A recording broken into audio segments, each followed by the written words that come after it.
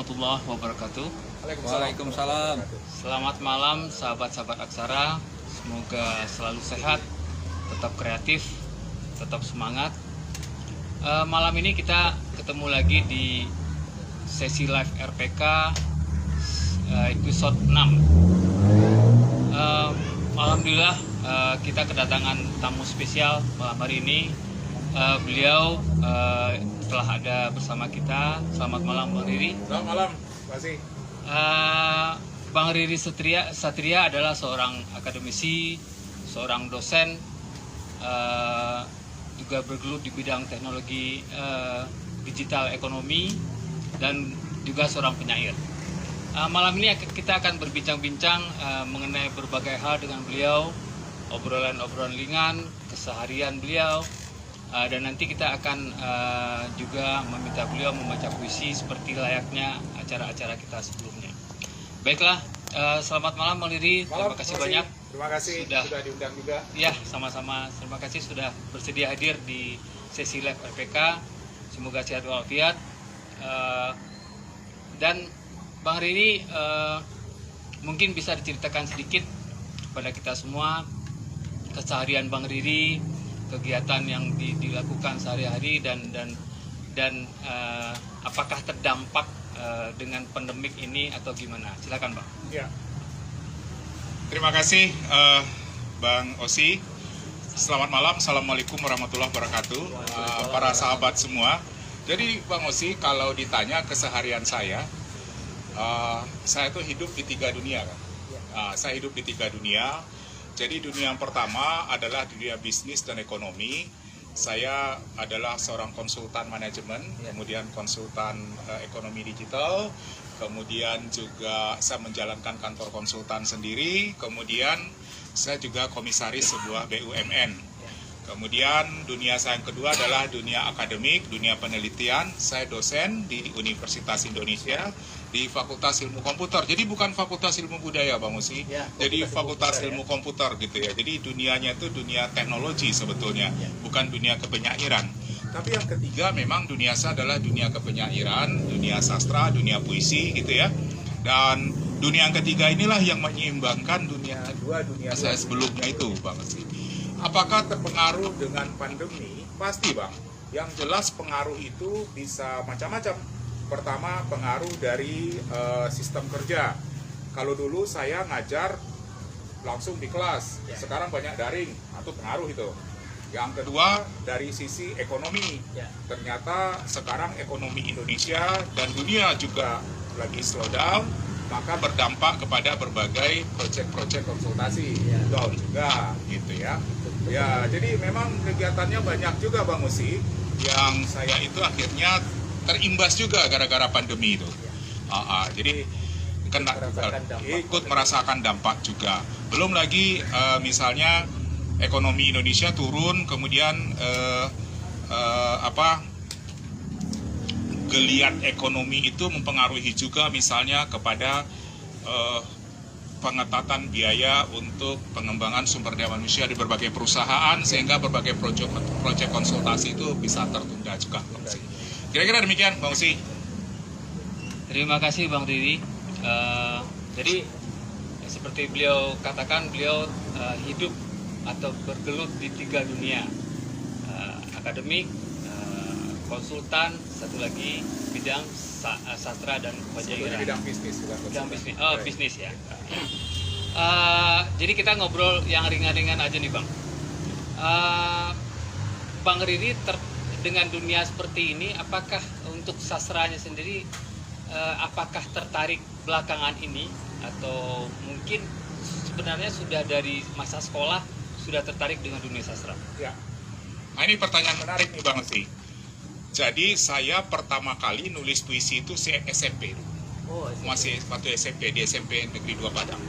Jadi itu pertama kali nulis puisi gitu ya. Tapi masih untuk konsumsi majalah dinding sekolah, gitu ya, segala macam. Kemudian menulis puisi itu juga lanjut ke SMA. Tapi di SMA itu, di SMA Negeri 2 Padang, saya lebih dikenal bukan sebagai seorang penulis puisi sebetulnya. Waktu di SMA Negeri 2 Padang, saya lebih dikenal sebagai anak tukang belajar. Jadi memang tukang belajar. Anak baik ya? Anak baik, tukang belajar gitu ya. Nilai tinggi, juara kelas, itu dulu. Jadi saya anak ilmiah, kata orang, anak saintifik. Nggak salah juga. Pada saat di SMA itulah Bang Osi, SMA 2 Padang itu, saya juara itu lomba karya ilmiah remaja tingkat SMA se-Indonesia. Jadi waktu itu saya juara 1 se-Indonesia. Jadi dan kemudian menulis puisi jalan terus, balance gitu ya. Majalah berapa kali malahan puisi saya juga dimuat di koran masuk sekolah gitu. Jadi saya menulis itu di SMA. Jadi menulis saintifik jalan, menulis puisi juga jalan gitu. Nah tapi ya dua-dua tuh berjalan aja. Ya enjoy aja Bang Osi gitu.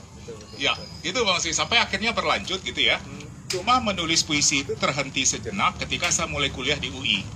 Saya masuk Fakultas Ilmu Komputer dan itu lumayan saya tunggang langgang, pontang-panting mengikuti iramanya gitu ya. Sehingga nggak sempat nulis puisi. Sehingga cukup lama puisi terlupakan dari hidup saya. Itu 19 tahun Bang Osi. Jadi tahun 88 saya mulai kuliah, kemudian baru nulis puisi kembali pada tahun 2007. Jadi dari tahun 88 ke 2007, ketika lulus kuliah, kemudian bekerja, karir sudah mapan, baru kemudian merasa ada dunia saya yang hilang. Maka pada tahun 2006-2007 saya mencoba kembali untuk menulis puisi walaupun sudah kagoknya luar biasa. Dan saya mencoba untuk mencari kawan-kawan, kemana saya harus berteman untuk mencari ini. Jadi saya nggak tahu, akhirnya kenal beberapa orang di waktu itu belum ada Facebook. Jadi kenal di blog dan Friendster saat itu ya, kenal di situ. Nah perlahan-lahan perkenalan bertambah itu 2007 ya.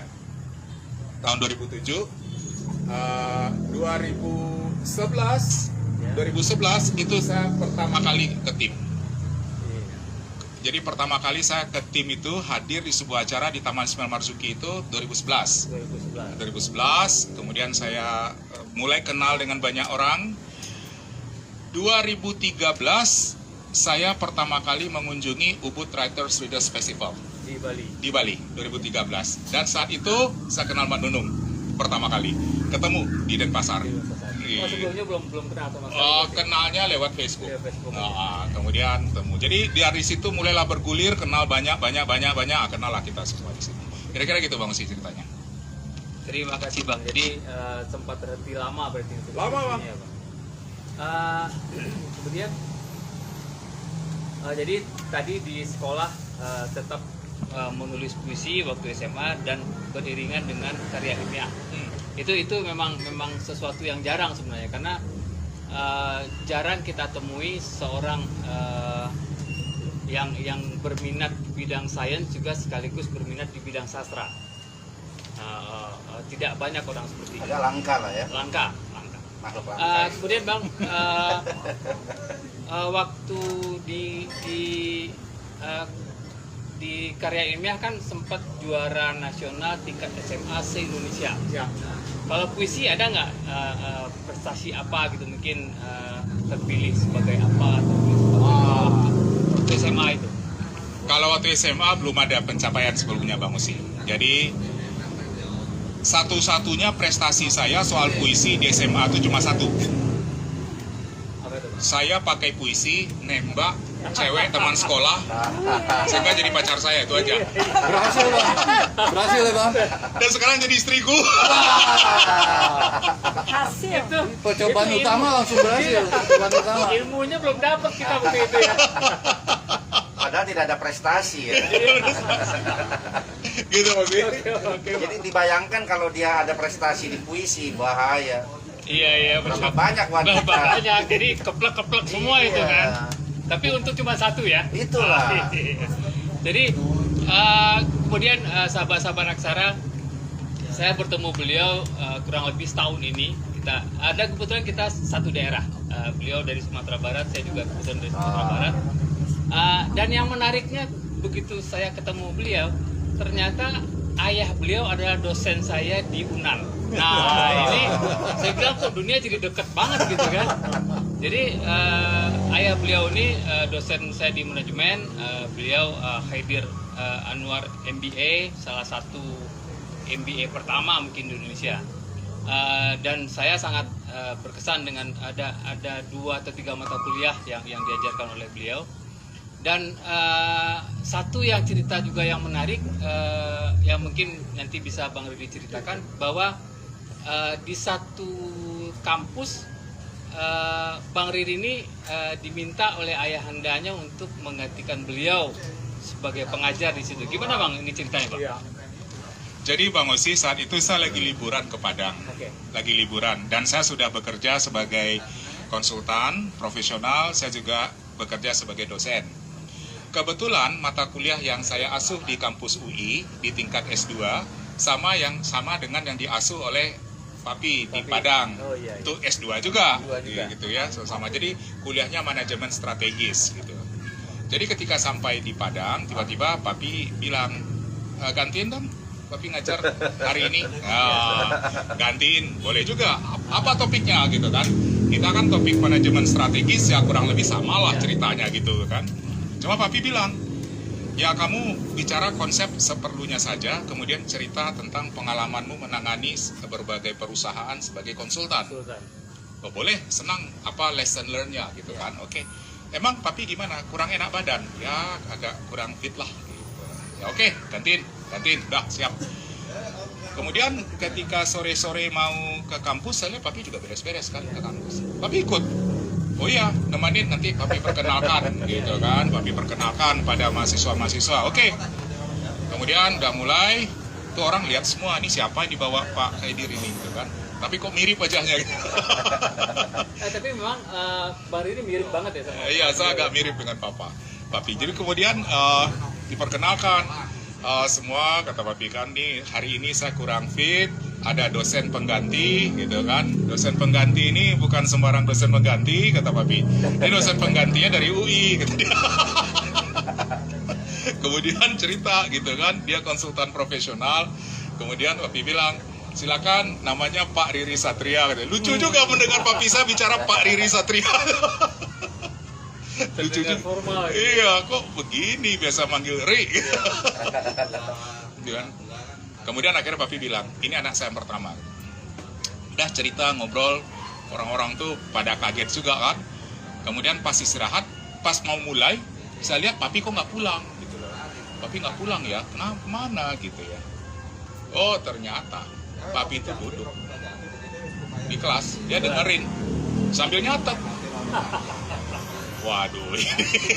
Jadi kembali kayak Papi yang jadi mahasiswa. Iya gitu, sambil nyatet gitu. Kemudian ya kalau pada saat tanya jawab dia memang tidak nanya gitu, tetapi ya kita tetap aja ada rasa gimana gitu. Ya sudah. Jadi itu pengalaman menarik ya. Iya, akhirnya mengajar menggantikan Papi di depan mahasiswa beliau gitu. Iya. Dan disaksikan sendiri. Disaksikan sama beliau. Jadi gimana cara ngajarnya? Oke, beliau senang. Kemudian juga yang berkesan buat saya ketika kelas saya berakhir, itu satu kelas ngeplokin tak gitu ya. Papi itu senang gitu. Itu yang buat saya terharu saat itu. Iya. Itu Bang Sih. Ya, makasih Bang. Jadi pengalaman menarik memang. Jadi beliau akhirnya menggantikan Papi untuk mengajar di depan kelas yang notabene itu adalah mahasiswa Papi beliau. Setelah itu jadi asdos tidak? Enggak juga, karena saya udah dosen di UI. Udah dosen di UI ya. Menarik Bang. Kemudian Bang, Bang Riri sudah mempunyai 3 antologi buku puisi. Yang pertama yang mana nih Bang? Yang ini ya Bang? Nih, Jendela Bang Sih.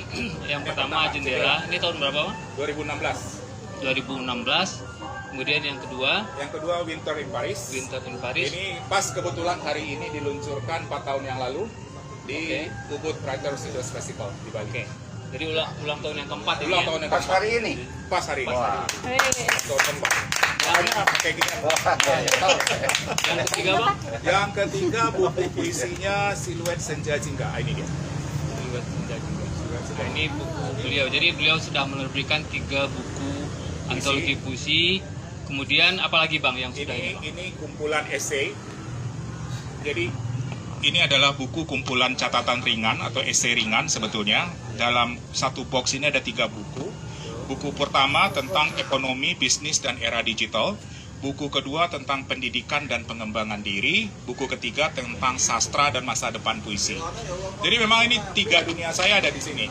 Dunia bisnis, dunia pendidikan, dan dunia sastra atau puisi. Ini sebetulnya ada 1 buku saya lagi, cuma nggak ada lagi, udah habis. Itu diterbitkan sudah lama, tahun 2003 atau 2004. Itu buku pertama? Itu buku pertama, judulnya adalah Untuk Eksekutif Muda, Manajemen Perubahan Bisnis. Itu kumpulan tulisan saya secara berseri waktu itu tentang bisnis dan ekonomi di Harian Republika.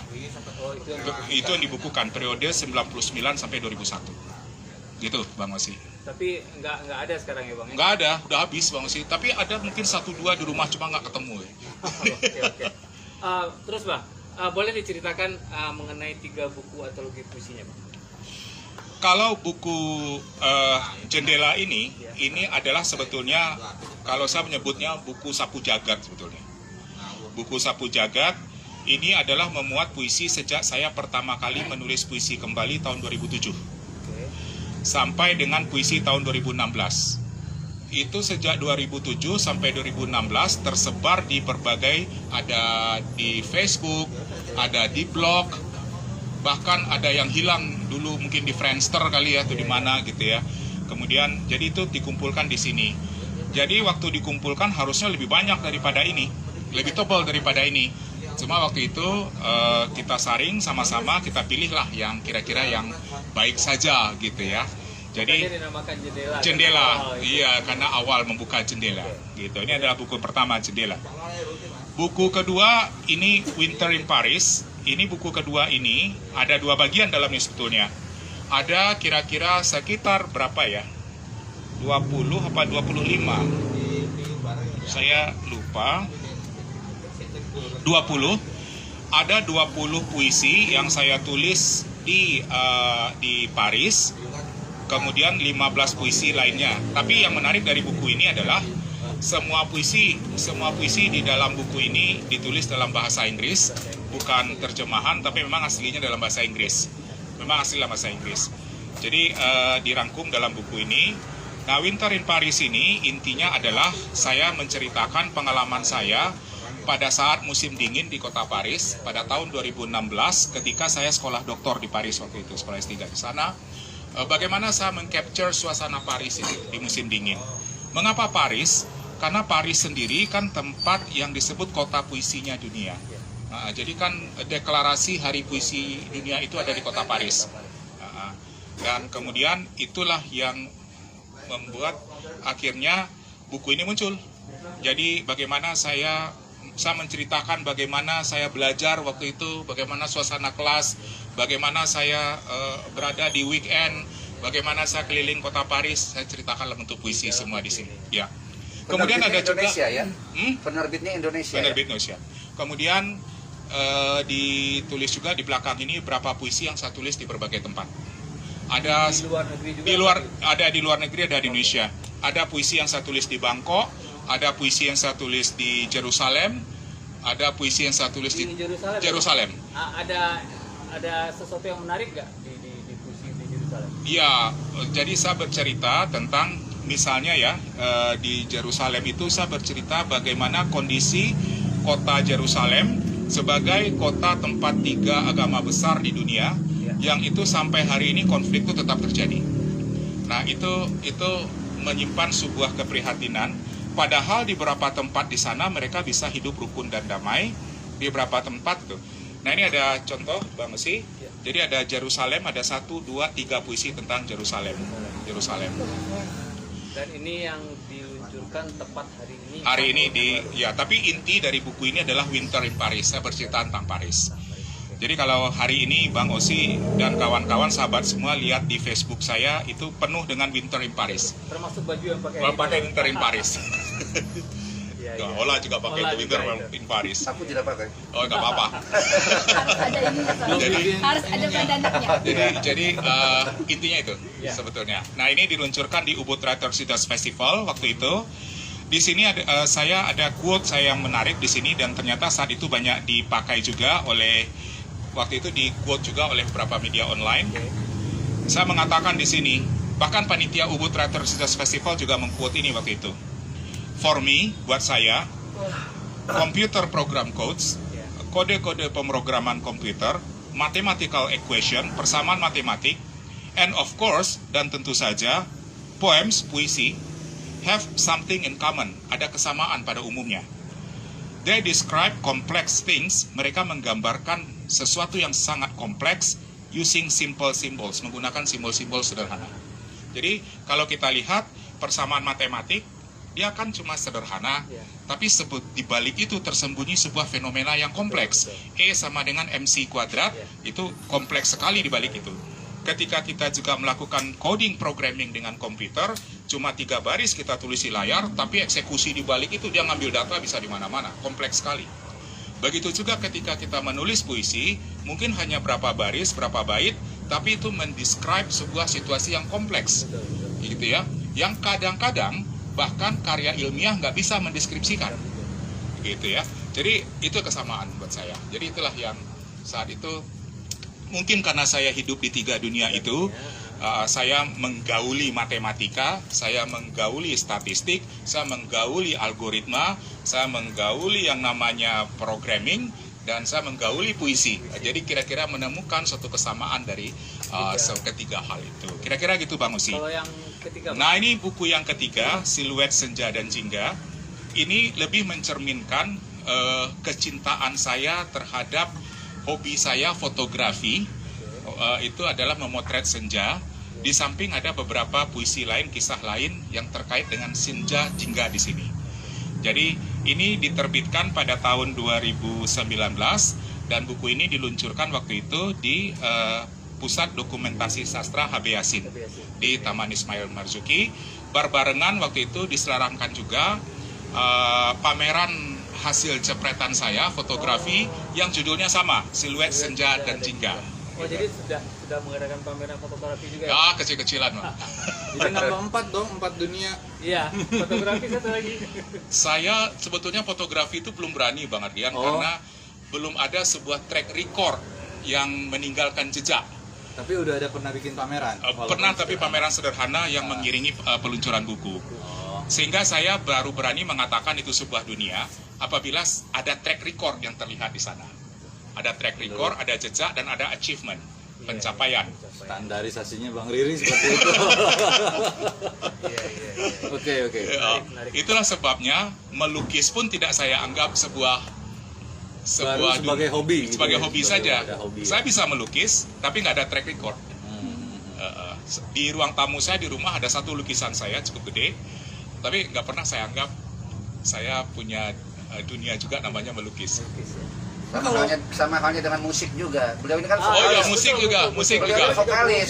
Musik. Betul. Saya main keyboard kan. Oh, keyboardis. Berarti boleh dong diajaknya. Kalau Bang Riri minta bikin surat nyanyi. lamaran, itu nggak boleh. Panjang banget, bisa apa? Nggak cukup 1 halaman. Itu kepanjangan. 40, isi 40. Jadi kalau ditanya, kok bisa hidup kamu begitu? Jadi saya dulu punya klub tuh di Indonesia. Ya, Namanya Polymath Club. Polymath Club. Polymath Club. Ini kan ada buku. Itu apa, Bang? Ini kan ada buku biografi saya 50 tahun, Ya. 5,5 abad catatan seorang polymath. Oke. Polymath ini adalah karakter manusia yang dia tidak fokus dunianya pada satu hal. Oke. Jadi dia multifokus. Karena dia bisa melihat kesamaan antara beberapa fokus. Oke. Sehingga dia melihat korelasinya. Jadi orang seperti saya nggak akan bisa fokus pada satu hal. Pasti ada beberapa. Ada beberapa. Saya bisa melihat, kayak tadi, saya bisa melihat kesamaan antara matematika, antara programming, puisi, segala macam. Ya. Jadi memang saya itu dari dulu tuh kecil tuh agak susah. Kamu kok nggak bisa fokus pada satu hal? Memang nggak bisa fokus ya. Jadi saya mengerjakan banyak hal, tapi akhirnya banyak hal tuh mengerucut hanya sampai hari ini 3 hal yang ada achievementnya dan jejaknya. Yang pasti di dalam kepalanya banyak partisi. Iya. Itu berisi macam-macam. Bisa jadi. Untuk Gitu. beberapa hal ya. Iya, benar. Jadi ya mungkin kayak gitu Pak Ardian. Setiap item mendalami lagi gitu Iya, kan. Cuma mendalami akhirnya 3 nih doang. 3 itu ya yang Dan itu masing-masing item tuh balance nggak bang? Apa ada yang lebih ke sini, lebih porsinya gitu? Agak susah kalau dibilang balance. Yang pasti kalau puisi saya nggak balance. Kalau puisi nggak, misalnya kalau di bidang akademik kan achievement saya udah pencapaian saya di bidang puisi itu nggak sama dengan achievement saya atau pencapaian saya di bidang akademik ataupun bisnis. Makanya sampai hari ini Bang Osi, saya tuh kalau di dalam dunia puisi itu memposisikan diri saya bukan sebagai ahli puisinya, tapi sebagai, nah gini, dalam sebuah komunitas puisi, dalam ekosistem puisi, kalau mau berjalan dengan baik, harus ada 4 manusia dalam itu. Jadi harus ada 4 manusia. Yang pertama penulis puisinya atau penulis sastranya, itu penulisnya.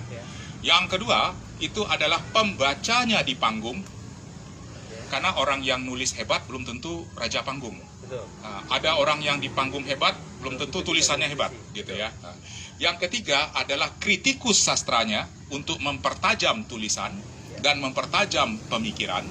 Dan yang keempat adalah manajernya untuk memastikan manajemen komunitas itu berjalan dengan baik. Saya selama ini memposisikan diri saya sebagai manajernya. Maka saya tidak pernah menjadi kurator. Betul. Karena kalau menjadi kurator, Anda sudah harus lewat kualifikasi sebagai kritikus sastra dan memiliki background pendidikan atau achievement prestasi yang bisa dipertanggungjawabkan. Nah itu dia. Jadi kembali ke pertanyaan tadi Bang Osi, saya di dunia sastra itu dikatakan lebih kepada sebetulnya lebih banyak di manajernya. Manajernya. Manajerialnya. Saya belum bisa sebagai seorang kurator, kritikus, belum. Tapi manajemennya itu saya tangani. Tapi penulis dan pembaca juga. Penulis iya, pembaca iya, tapi kemampuan ini saya sadar tidak sehebat kemampuan manajerial saya. Gitu. Dan saya juga tidak ingin sok hebat, kita nggak punya kompetensi yang cukup di bidang itu, kemudian kita mencoba-coba ke situ. Enggak juga, itu bukan tipikal saya lah. ya sangat bijak kalau untuk bisa menakar diri sendiri. Menakar. Ya. Saya selalu katakan sama kawan-kawan, di kampus UI, di Fakultas Ilmu Komputer, saya dosen pembimbing tesis S2. Tapi untuk urusan perpuisian, saya mungkin masih jauh di bawah itu. Sehingga saya harus duduk di depan orang yang mungkin jauh lebih muda dari saya. Pak boleh buat, memang begitu kan? Gitu Bang sih. Terima kasih Bang, menarik sekali. Jadi beberapa dunia yang Bang Riri geluti, yang apa tadi istilahnya polimet ya Bang? Nah, Bang Riri udah gabung di Polimet. Olah udah poliponik dari dulu.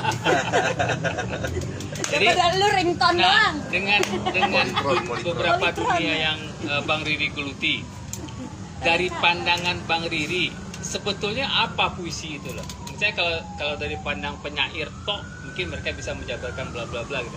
Tapi dengan dunia Bang Riri yang beragam, termasuk dunia konsultan, bisnis, akademis yang sebenarnya agak berjauhan juga dengan dunia puisi, sampai Bang Riri menemukan quote seperti tadi, hubungan korelasi antara matematika, puisi.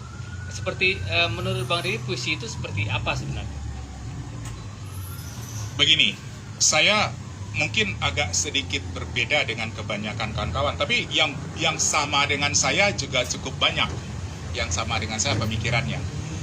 Apa yang dimaksud dengan puisi, gitu ya? Begini, kita sering salah tangkap antara puisi dan sajak. Oke. Sajak itu adalah tulisan yang memiliki bait-bait itu kan. Dirama. Nah, itu saja. Kalau puisi itu adalah cara bertutur. Jadi kalau kita lihat, Aristoteles pernah mengeluarkan buku judulnya Poetics dan Retorik. Itulah sebabnya sebuah esai pun ada namanya poetic essay. Esai yang puitis. Gitu. Ada prosa liris itu kan puitis gitu loh. Jadi puisi itu bukanlah, jadi gini, kata-kata yang sebenarnya memiliki bait dan singkat-singkat itu sajak. Itu sajak. bahwa sebuah sajak tentu ditulis dengan bahasa puitis. Jadi dalam konteks itu sajak itu bisa dibilang puisi. Ya, dia puitis. Oke. Nah, tapi ingat, yang puitis bukan cuma sajak. Ada prosa. Ada prosa yang bisa dibikin puitis juga. Nah, gitu ya. Tapi oke lah, tuh biar kawan-kawan di Fakultas Ilmu Budaya yang lebih jago. Iya. Tapi karena Bang Osi bertanya kepada saya, maka saya menganut paham itu, alam semesta menurut saya puitis. Oke. Itulah yang saya mengatakan bahwa ketika saya melihat persamaan matematika itu, dia memiliki sebuah keteraturan. Dia menjelaskan, mendeskripsikan semesta kepada kita. Mengapa ada integral, mengapa ada turunan, itu kan semua adalah persamaan matematik, tapi itu menjelaskan fenomena alam dan menjelaskan rahasia Tuhan. Very poetic buat saya. Dan mungkin bagi orang matematika seperti Bang Riri, matematika itu pun indah gitu ya. Ya, Matt, makanya saya Walaupun pernah bagi saya nggak indah sama sekali. saya pernah minta Adrian bikinin kaos. Iya, iya. I love math. Iya. It makes people cry. Yang lain mah nangis, dia girang. Saya kalau I love math. Pak Haris It gimana? makes people Termasuk yang cry. nangis apa enggak? Matematika. Iya, dia girang, yang lain nangis. Saya termasuk yang nangis kalau matematika. Jadi kemarin kira-kira mungkin 3 malam yang lalu gitu ya, saya bikin potongan puisi di Facebook saya. Kemudian saya bacain ya, kawan-kawan saya bilang, "Ri, kamu nulis apa sih?" kata dia. Saya bacain ya, kawan-kawan semua. Nah, rindu itu ketika algoritma dan query memeluk bait-bait puisi sunyi dalam integral waktu yang tak terdefinisi. Cukup bikin galau kepala. Itu puisi Ini dengan bikin nangis algoritma. juga, Puisi dengan algoritma. Bikin nangis juga sama kayak matematika. Saya cuma bisa bikin begini, sin kos kangen. Aku kangen kamu, udah. Nah, misalnya, kan sebetulnya bahasa-bahasa itu juga bahasa kan bisa dipakai puisi. Ya. Ketika kita berbicara misalnya integral tak terhingga, kita kan berbicara kekekalan. Ya. Kalau kita berbicara bilangan tidak rasional, kita berbicara ketidakteraturan. Itu kan bahasa-bahasa sebetulnya bahasa puitis juga. Ya. Cuma disajikan dalam bentuk simbol yang berbeda. Betul, betul, Gitu. Jadi rindu tidak mengenal logaritma ya, Bang? Beda, logaritma dan algoritma dua hal beda. Logaritma adalah akar 10. Dia tipe, Pak. Tenggorokannya tipe. Algoritma adalah simbol-simbol keteraturan dalam proses. Asik. Kalau nggak gini nggak akan dijelasin. Enggak. Kita pembahasan kita malam ini agak-agak ilmiah ya. Agak-agak tinggi. Ya setidaknya yang nonton akan semakin pintar sedikit aja kan. Iya. Lumayan lah. Tapi kita bisa banyak tahu di luar hal-hal yang orang biasa tahu, Bang Riri. Di balik ini ada hal-hal yang mengejutkan gitu loh. Betul. Jadi Sisi-sisi Bang Riri lainnya. iya, jadi banyak hal-hal. Tadi pertanyaan Bang Osi, puisi itu apa? So buat saya puisi itu ada yang teks, ada yang non teks. Jadi ketika kita melihat bagaimana keteraturan itu dipindahkan ke dalam sebuah teks, dan salah satu teks itu mungkin namanya persamaan matematik, that's poetic. Gitu. Itu juga puitis. Buat saya ya. Buat saya. Sekali lagi bagi orang yang menikmati dan menyukai bidang matematika. Iya. Tapi bagi kita yang tidak tetap nangis ya. Kalau gua Enggak bilang, juga, saya enggak. orang suka Sama bilang, aja. wah kode keras nih. Kode Bang Riri keras banget kodenya. Kode program. Jadi buat saya itu puitis, Bang. Karena puitis itu dia inti dari puitis itu adalah memberi daya gugah. Ya. Ketika kita melihat sesuatu itu ternyata menggugah kita, bahwa ternyata alam semesta itu luar biasa kompleks dan teraturnya dijaga Ya. oleh sebuah sistem, itu penggugahan, itu puitis buat saya. Oke. Terima kasih Bang, menarik sekali. Dan ada salah satu yang pernah saya dengar, Bang Riri kalau tidak salah pernah jadi pembicara di suatu seminar tentang bagaimana komputer itu bisa membuat puisi. Apakah mungkin komputer membuat puisi? Itu gimana sebenarnya, Bang? Waduh. Ya, itu ceritanya saya diminta waktu itu menjadi salah satu pembicara pada seminar memperingati Hari Puisi Indonesia di TIM Oke. tahun 2019, HPI 2019. Nah, besok insya Allah Bang Osi, Ya. tanggal 27 November, Oke. saya akan bicara itu lagi dalam versi yang lebih mutakhir lagi. Dengan Di topik TIM. yang yang mirip. Oke. Saya sudah diplot oleh panitia HPI, Oke. nanti pembicara lagi di TIM. Tim ya. Kalau enggak di Perpusnas. Oke. Jadi begini ceritanya. Saya mau tanya kawan-kawan semua, mau silakan dipikirkan. Kapan komputer belajar main catur pertama kali? Waktu melawan Gary Kasparov. No, bukan? tahun 57. Oh. 57. Pada saat itu, riset di bidang kecerdasan buatan, artificial intelligence baru dimulai. Ya. Pada saat itu, para pecatur-pecatur top dunia mentertawakan kurang kerjaan itu orang teknologi. Mana bisa komputer main catur? Mana bisa komputer melawan manusia? Ya. Tahun 57. Tahun 96, untuk pertama kalinya, IBM Deep Blue mengalahkan Gary Kasparov. Tahun 96. Tahun 96. Jadi dari Yang 57 notabene, juara catur juara dunia. catur dunia. Iya. Jadi berapa tahun dibutuhkan oleh komputer untuk belajar main catur sampai mengalahkan juara catur dunia? Artinya apa? Artinya komputer tuh belajar. Jadi dari mana dia belajar, Bang Osi?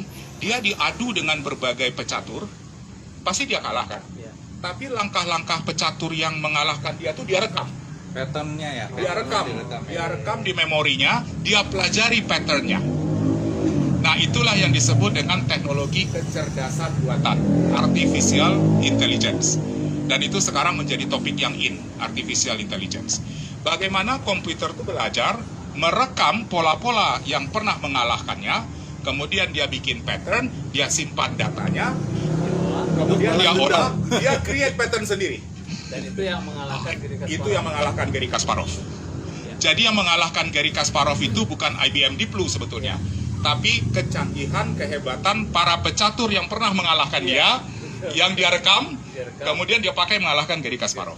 Ya, ya. Berarti orang yang bikin programnya pun belum tentu bisa ngalahin Gary Kasparov. Belum tentu, karena dia ngembangin sendiri. Iya, komputernya. betul. Makanya namanya kecerdasan buatan. Iya. Bagaimana kita program komputer itu cerdas seolah-olah dia berpikir seperti manusia. Tapi lagi-lagi dia tidak akan pernah bisa berpikir di luar algoritma yang kita programkan ke dia. Ya. Nah, Betul. itu yang pertama. Ya. Berikutnya, kapan komputer pertama kali diajarkan bikin puisi? That one. Nah, Ini gimana Bang? sekitar tahun akhir menjelang pergantian abad kemarin. 2000-an. Oh, oke. 90 sekian sampai pergantian itu. Dan itu sudah mulai dibuat bagaimana algoritma menyusun puisi. Prinsip dalam ilmu komputer, algoritma adalah segala sesuatu yang ada keteraturannya bisa dibuatkan programnya. Jadi segala sesuatu yang sifatnya teratur, ada polanya, ada patternnya, maka itu bisa dibuat programnya. Semakin banyak ahli-ahli membuat pola-pola puisi di dunia, semakin mempermudah kerja komputer itu. Oh, oke. Karena dia bisa merekam banyak pola. Betul. Dia merekam banyak pola. Nanti pengetahuan komputer ini terisi dengan banyak pola-pola puisi di dunia. Coba kawan-kawan kalau bisa sekarang buka di websitenya, namanya boomgenerator.co.uk, maka programnya akan tanya, mau puisi seperti apa? Puisi bebas, soneta kah, haiku kah? Gitu. Iya. Jadi pola-pola itu dia simpan, gitu ya. Oke. Pola-pola itu dia simpan, Dia membuatkan. dia membuatkan. Oh, Jadi oke. kita entry, situasi apa situasinya? Lagi senja, orangnya gimana kalau tentang manusia? Masukkan beberapa parameter, nanti komputernya akan membuatkan Puisi itu. Kalau bahasa gimana Bang? Masih bahasa Untuk Inggris? sementara bahasa Inggris. Oke. Bahasa Inggris. Nah, jadi melanjutkan ke pertanyaan tadi apa? Jadi sudah terjawab mungkin ya. Jadi Nah, tunggu satu lagi. oke. Di mana perpustakaan puisi terlengkap di dunia? bank komputer di servernya Google. di servernya Google. Iya, Iya, iya. karena itu jutaan puisi ada di sana. Kemudian semua polanya dipelajari oleh teknologi artificial intelligence-nya Google yang khusus untuk menyusun puisi. Maka sekarang ada penyair yang berbentuk server di sana. Nah, dan itu oke lah, si komputer sudah membuat puisi, mulai membuat puisi, terus mereka bikin ini nggak, bikin webnya puisi-puisi hasil ciptaan komputer atau apa? Tidak. Enggak ya? Mungkin ada, tapi saya tidak tahu ya. Ya, ya. Waktu itu saya pernah bereksperimen sebetulnya. Saya bikin, jadi situasinya begini. Yang hebatnya apa coba Bang Osi? Ya. Komputernya ngasih 4 alternatif puisi. Mana yang terbaik silakan kata dia. Oh, jadi dengan masukan yang kita Berikan sama, ke satu. mereka bikin 4 alternatif. Oh. Kalau saya minta 8 dibikinin. Dan yang setelah, nah saya kan belum pernah melihat nih Bang. Nah, Kalau Bang Riri setelah melihat hasil puisi yang dibuat oleh komputer, seperti apa? Apakah saya hanya ngecek yang dibuat oleh pumgenerator.co.uk, maka hasilnya masih kaku. masih kaku? Karena walau gimana pun kan yang namanya mesin membuat puisi itu tanpa hati. Betul, betul. Dia hanya mengkalkulasi secara matematis, secara algoritmis kan. Jadi tanpa hati. Ada satu yang tidak dimiliki oleh mesin. Itu namanya knowledge of reality. Jadi mesin itu tidak akan pernah bisa berkreasi di luar database yang dia miliki. Ya. Tetapi manusia, kalau dia tidak tahu sekarang, dia bisa belajar dan besok jadi tahu. Ya, betul, betul. Nah, itu yang membedakan. Itulah sebabnya kalau manusia yang tidak bisa mengembangkan ilmunya, lama-lama dia dikalahkan oleh Google. Iya, iya. Jadi, kalau begitu apakah komputer ini ancaman buat penyair? Jawabnya iya, untuk penyair yang tidak mau berkembang. Gitu. Tapi mungkin kasusnya belum akan seperti IBM versus Gary Kasparov mungkin ya. Kita nggak bisa menduga. Tiba-tiba dia di 5 tahun lagi begitu. Iya, iya. Ini kan makalahnya yang pembuatan puisi itu yang kita di Banjarbaru ya. Ya, itu. Saya juga bicara di Banjarbaru. Nah, makanya Mbak Nunung, versi mutakhir dari hasil-hasil ini nanti akan saya presentasikan bulan akhir November nanti di HPI. Oh, akhir November ya? Akhir November di HPI. Bukan bulan ini berarti ya? Bukan. Akhir November. Karena harusnya akhir Oktober ini, tapi kan dari panitia HPI ditunda menjadi akhir November. Dan para kurator pun belum tentu bisa membedakan. Ah, betul Kang Sudayana. Coba kita buat nanti ya, kita kumpulkan 20 puisi, 10 ciptaan manusia, 10 ciptaan mesin. Kira-kira kurator bisa bedain nggak? Itu jadi pertanyaan saya juga. Tapi memang kalau kita bandingkan memang seperti tidak ada bedanya dengan buatan manusia ya? Kebetulan yang saya pakai kemarin mungkin masih versi dasar ya, Dasar. terlihat bedanya. Oh, Tapi mungkin kalau sudah teknologi yang lebih canggih, bisa jadi enggak. bisa jadi ya, betul, Iya. betul. Gitu Bang Osi. Iya, iya. Terima kasih banyak Bang Riri. Halo. Terima kasih banyak Bang Riri. Banyak sekali pengetahuan baru yang kita dapat dengan perbincangan ringan, obrolan yang seru dengan Bang Riri. Ternyata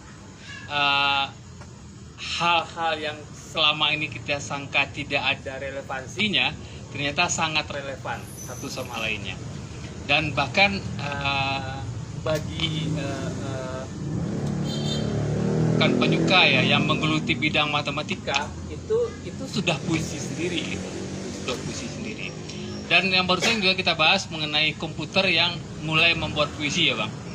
Dan tidak tertutup kemungkinan beberapa tahun mendatang manusia mungkin tanda petik bisa dikalahkan oleh komputer seperti IBM mengalahkan Gary Kasparov. Itu mungkin pengalaman yang bisa kita ambil dan kita antisipasi mungkin. Di saat komputer bikin puisi, dia punya hak cipta nggak? Ntar dicontek sama orang-orang ambil dari Google. Ya, Itu gimana Bang? ya. Bahkan pertanyaannya lebih mendasar lagi, Ardian.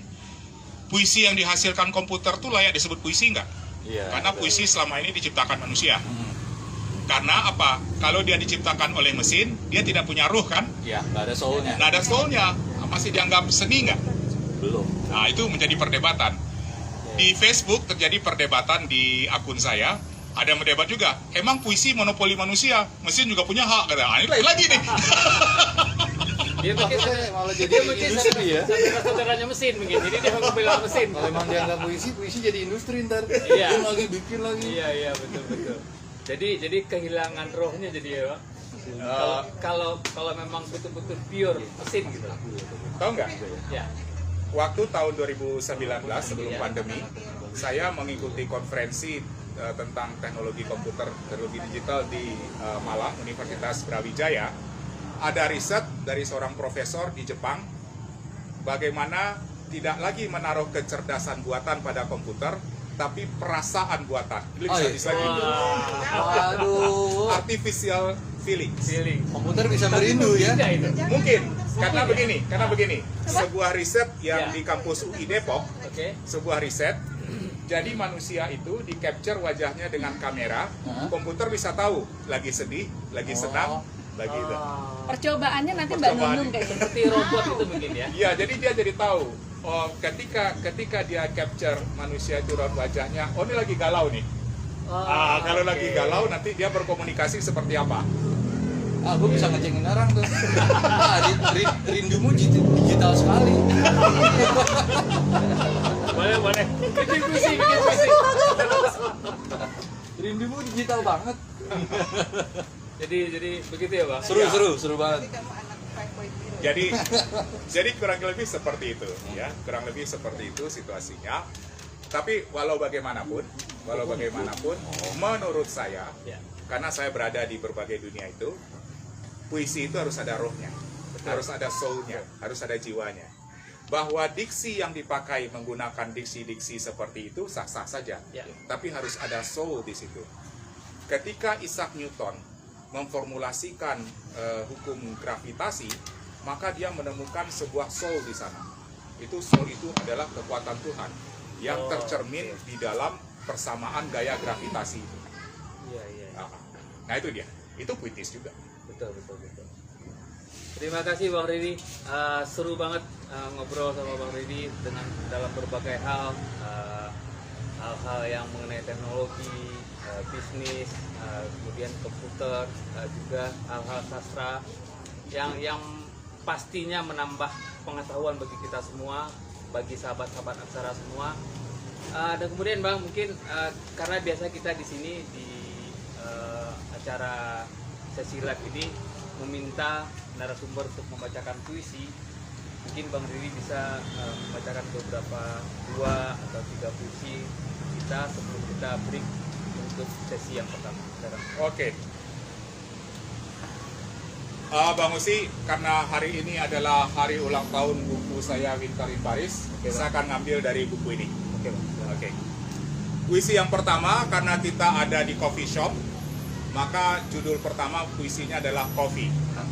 Bedanya saat itu saya di sebuah coffee shop di daerah COQ Hotel di Paris 13. Coffee. First coffee at first night in Paris.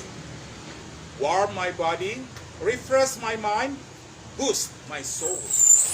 And for tomorrow, I will walk along the street roads to know you. Merci, mon cher, for the lovely coffee, for the lovely nights.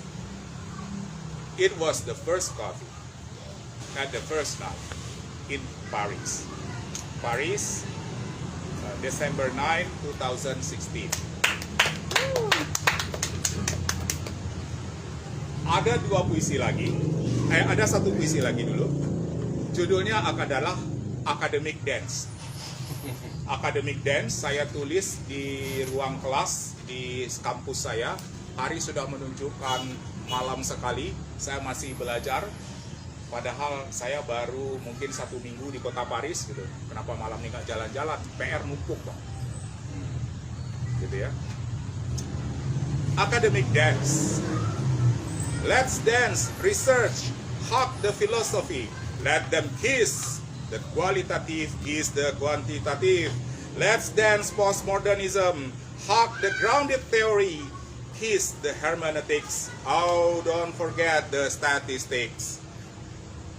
She is sexy. Her name is R. Yeah. the R scripting trap your mind into equation. FIFA Academia, FIFA Professores, FIFA de Amor. Let's dance, hug the philosophy, and let's do our research. Paris, Desember 14, 2016.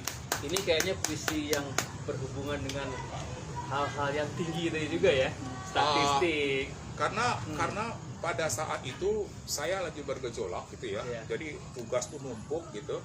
Kemudian hari sudah malam, saya masih di kampus gitu. Memang tempat saya tinggal tuh jalan kaki 10 menit sampai. Cuma waktu itu sudah nggak konsen lagi tuh. Jadi akhirnya malam tuh bikin puisi, bukan bikin PR. Pertanyaan Bang, who's R? R itu adalah, ini ditanyakan orang dari dulu. R is sexy. Ya, makanya. Karena Iya. seksinya ini. Iya. R itu adalah sebuah software pengolahan data statistik. Oke. Jadi kalau Anda masuk ke Google, klik R, dia adalah aplikasi source code dan itu sangat fleksibel. Anda bisa mengolah data kuantitatif dengan cara apapun dan tidak dibatasi. Jadi bisa bereksperimen. So buat saya R is so sexy. Kemudian yang terakhir saya bacakan satu puisi. Oke. Saya bacakan puisi judulnya Jerusalem. Ini puisi saya tulis di Yerusalem, kota Yerusalem. Jerusalem, I come to the place where you call the great prophet to see you, to meet you. In the dawn, I say my prayer to you at Masjidil Al-Aqsa. The silence, a contemplation to the heart. This is the city of the holy Isra and Mi'raj, when the children of Ibrahim say the prayer to you, and only you. Give peace upon Jerusalem with all the prayers to you. From the border of the Dead Sea down to the road of Jericho city, passing the territory of A, B, and C. Good morning, Jerusalem. I greet the city under the morning sun when the spring is about to come. I read the words and verses in the city from the ancient history. The long poems on humanity where conflict is a never-ending story, and I see the wall of tragedy. I pray for the peace, for all the sons of Ibrahim from his place in Hebron, from the land, for all the lands of our Quds. I say, pray to you. I'm here in Jerusalem. Jerusalem, Palestine, March 30, 2014. Terima kasih. Terima kasih Bang Riri. Mungkin untuk sesi pertama kita close dulu sebentar. Nanti kita lanjutkan sesi kedua dengan pembacaan puisi juga dari teman-teman yang hadir semua.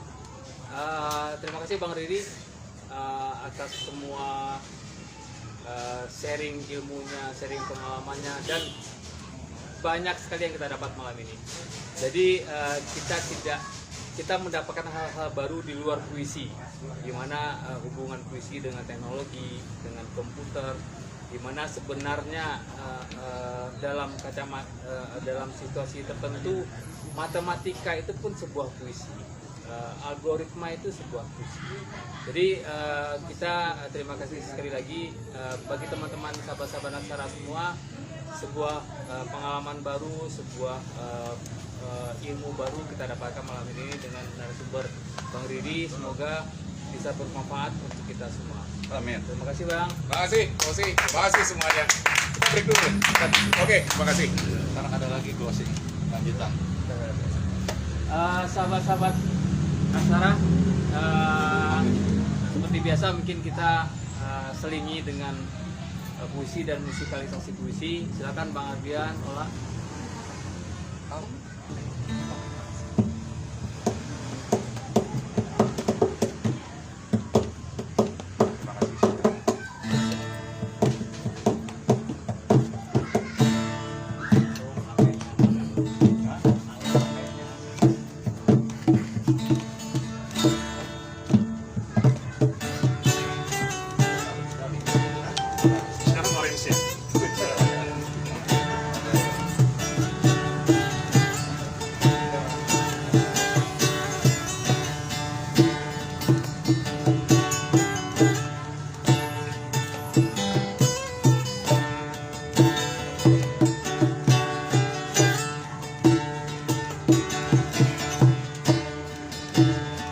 kartu pos untuk Bung Hatta.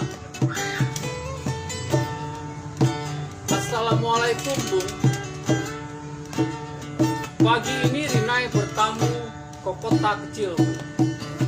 Di tengah geliat angin dan hiruk pikuk dingin, aku berdiri di kantor pos dekat pasar dengan selembar kartu pos bergambar jam gadang yang segera kukirimkan padamu.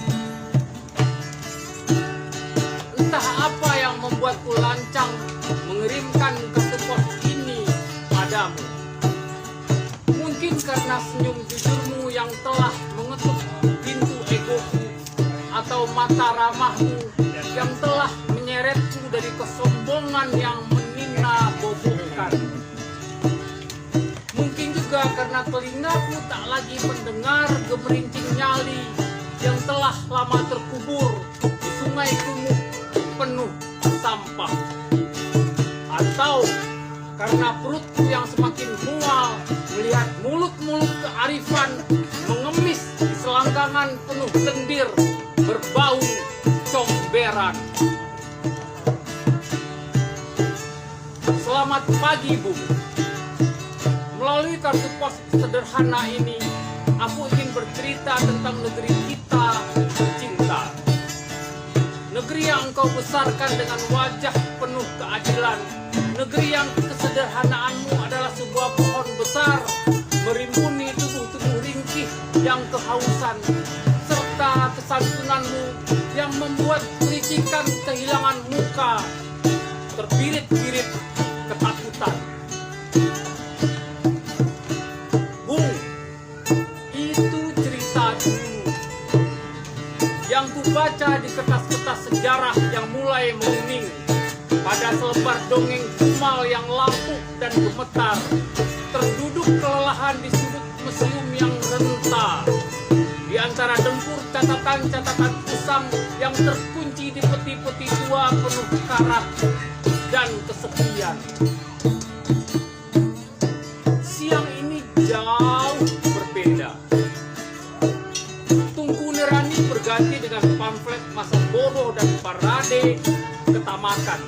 Di jalan raya, gedung-gedung tinggi, di kedai-kedai kopi, kita dengan mudah bertemu raut-raut kecurigaan yang meludah dan saling caci dengan penuh kebencian. Para raksasa biadab yang melucuti dan memperkosa tiang-tiang keadilan. Lalu lihatlah, Bung, di dada Garuda tanpa malu-malu syahwat keikhlasan berselingkuh dengan tubuh molek kemunafikan. Maaf, Bung, ini bukan keluhan. Ini adalah sebuah kerinduan. Kerinduan seorang anak akan wajah penuh keteduhan yang terpampang di dinding kamarnya.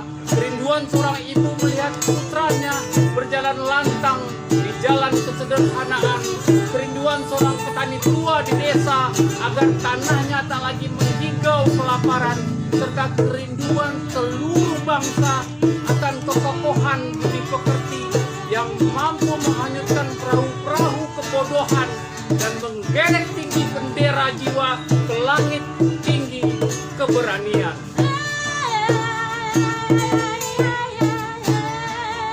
Bung, tolong hujankan sekali lagi kejujuranmu di negeri ini agar pupus dendam serta keangkuhan yang melukai tanah ini.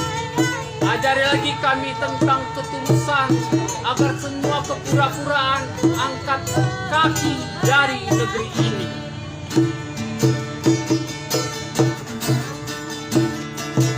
Kota kecilku semakin kuyup, Rinai semakin erat dekapnya. Kartu pos bergambar jam gadang yang mulai menggigil, dan aku yang kehilangan kata-kata. Terima kasih.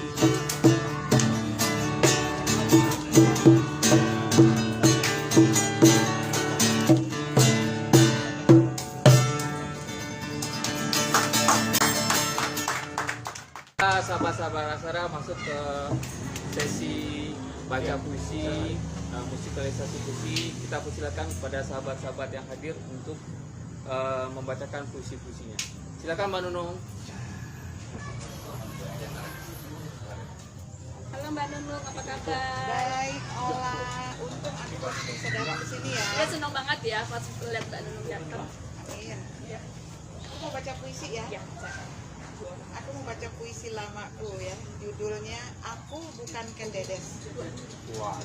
Tepuk tangan dulu dong. Bukan Ken Arok. Kan aku kan di sebelah sana. Itu saya tahu tuh puisi itu.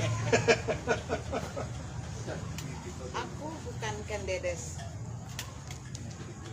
Jika aku menyibakan layar LCD di depan matamu hingga berkilau dan mempesonakan setiap lelaki yang melihat parasku di sepanjang kisah di antara dunia maya dan dunia nyata.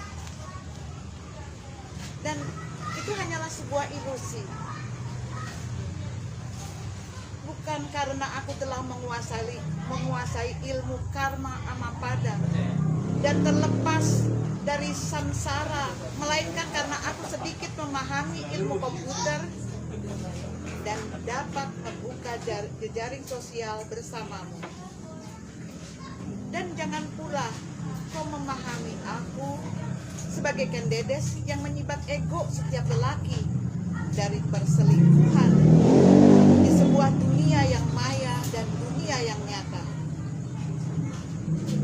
Bukan pula karena wangsik loh gawe jika aku adalah Nareswari hingga kau menjadi Ken Arok dan membunuh Tunggul Ametung suamiku serta membiarkan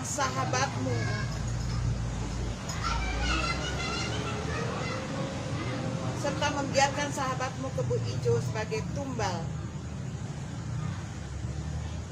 Aku bukanlah Ken Dedes dari sebuah dunia yang maya, tapi aku adalah perempuan biasa yang menjalani garis kodratku sebagai perempuan. Tangan dong. Luar biasa. Puisi yang dipilih sama Udariri terakhir. Mari diam-diam kita bertumbuh. Percakapan tubuh itu sudah usai. Bukan lagi persoalan jenis kelamin. Jadi jangan lagi kau bertanya siapa yang jantan dan siapa yang betina. Jika puncak orgasme hanya menyisakan sah, maka biarkan peluh menjadi hujan ketika terik selesai di ujung musim. Dan aku dapat menjelma apa saja, mungkin seperti apa yang kau mau, meskipun tanpa kau rayu. Sebab aku tahu perjalanan waktu, ketika semua berdenyut di seluruh pembuluh tubuh, hidup kita terpeta di situ, penuh dengan lekuk dan likunya, membentangkan semua kebebasan.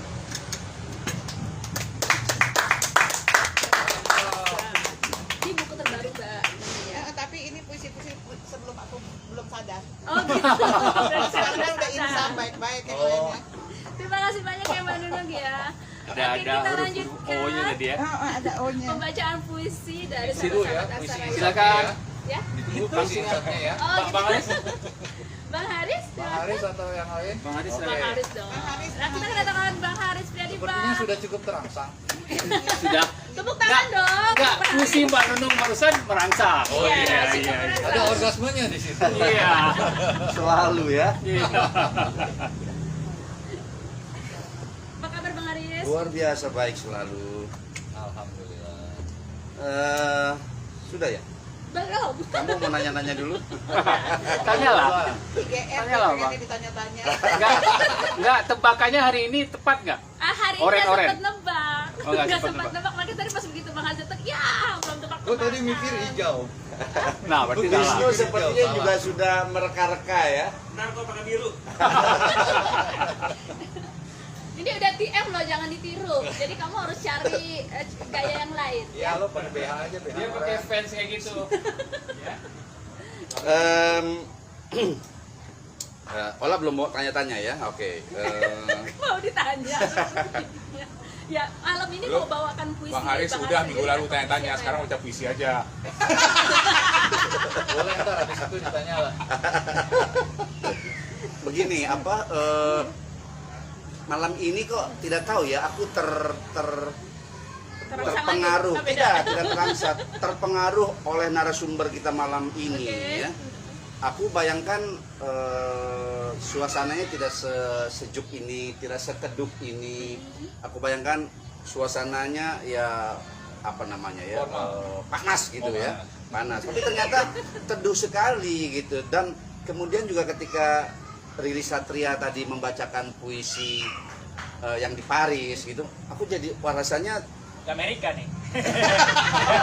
bukan, rasanya agak hancur juga kalau aku membacakan puisi-puisiku yang notabene dikenal keras itu ya kan. Jadi rasanya tidak puisi sejenis itu. Makanya di Amerika, yang ditulis di Amerika baca. Tidak, Yang ada that's you-nya. tidak. Ini Nanti puisi dari Paris kita pergi kemana nih? Bantar Ya? Gebang. pengantarnya saja sudah lama ya. Begini, aku tidak tahu nanti Riri atau kawan-kawan lain bisa memberikan pengetahuan buatku yang alpa kira-kira apakah ada ya di dunia kesusastraan Bandung mungkin yang menuliskan trilogi puisi, ada tidak ya puisi trilogi? Kalau naskah banyak ya, di puisi ada tidak trilogi? Ada Ya. ada. Salah satunya Emi, trilogi Sunyi. Trilogi Sunyi kan? Itu buku ya, Buku. Oh, kalau puisi saja tidak ada ya? Oh, puisi. Oh ya, itu buku ya, itu bukunya. Nah, aku menulis 3 puisi yang aku sebut dengan trilogi riwayat Adam Hawa dalam 3 kesaksian puisi. Jadi kalau tadi puisi-puisinya udah Riri Satria ditulis di Paris, di Yerusalem. Ini aku tulis lebih jauh lagi. Ini di Firdausi. Sudah nulis di mana Bang Sudah? Di Firdausi ini. Kamu nulisnya di mana? Citarum.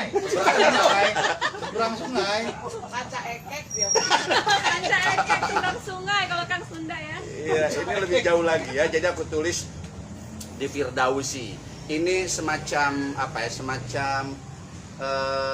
Semacam dialog batin gitu ya, antar Adam dan Hawa, kira-kira begitu. Aduh bahaya. Kayaknya saya agak mikir sedikit ya.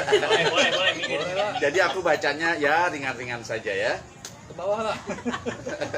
Saya ngumpet waktu di bawah. Ini puisi pertama dari 3 puisi trilogi tadi ya. Judulnya Tergoda Rika. Rika ini mantan kekasih masa mudaku yang hari ini menjadi istriku. Kamu udah aja. Sejak zaman Adam pacarannya. Iya. Oh iya. Sejak di Firdaus. Ya, ini cara membacanya pun cara membaca seperti di Paris gitu ya. Asik. Orang dia baca puisi gua aja langsung gak jadi berangkat telat. Aku memang mudah terangsang ya. Jangan Oh, ini agak siaran langsung, woi. jangan ngeres ya. Terangsang itu maksudnya termotivasi, kira-kira begitu ya. Itu bahasa lain. Oke, judulnya Tergoda Rika. Sebagai pejalan, aku telah berhenti di hatimu yang melapang halaman luas dan nyaman. Di atasnya telah kubangun istana dengan dinding yang sepenuhnya terbuat dari cahaya. Engkaulah Hawa yang kuasa membuatku melulu tergoda jatuh dalam perangkap cinta. Daripadanya aku rela menjadi Adam dan menderita hidup dibuang ke dunia. Sorga adalah bicara tentang cinta yang dikhianati para penghuni neraka. Demikian. Terima kasih. Boleh aku jawab nggak? Trilogi kan? Hah, trilogi? Harus tidak. Triloginya dong. Tadi baru aku ngomong maksudnya. Kok udah main pergi aja Itu yang pertama kan, Bang? Oh iya. Pertama, yang kedua. Pasti Jangan bikin kentang, Bang. Pasti penasaran kan kita dengar yang kedua. Oke, yang kedua ya. Yang kedua judulnya, tadi aku mau menggunakan namaku tapi rasanya kurang menjual ya. Jadi aku pakai nama aslinya. Oke. Adam yang menyerahkan diri. Buah itu memang ranum dan menggoda selera. Merahnya menyempurnakan nafsu yang dibawa Hawa. Dan seketika mataku terbuka, pengertian menghadir di kepala yang jarang berpikir. Kesadaran menjelma semesta raya. Ketelanjangan menjadi malu yang dibermulakan. Kemaluan menjadi akhir yang diakibatkan. Badan tanpa busana, kemaluan tanpa celana, payudara tanpa BH, nafsu kedagingan menjerumuskan segalanya. Akulah Adam, lelaki yang menyerahkan diri sepenuhnya kepada dosa bersama Hawa yang menawarkan godaan pertamanya. Mau menjawab? Yuk, yang ketiga dulu, lanjutin yang ketiga. Oke, nanti mau request ya. Setelah yang ketiga ini ada satu puisi yang kita mau minta Bang Haris bacakan, tapi bukan punya Bang Haris. Nanti aku mau minta bacakan punya Mbak Nunung. Oh gitu. Oke, ini yang ketiga. Kalau tadi masing-masing secara khusus berkisah tentang persona Hawa, persona Adam, dan ini berbicara tentang ini berbicara tentang kemudian kejatuhan mereka ke bumi. Selepas hari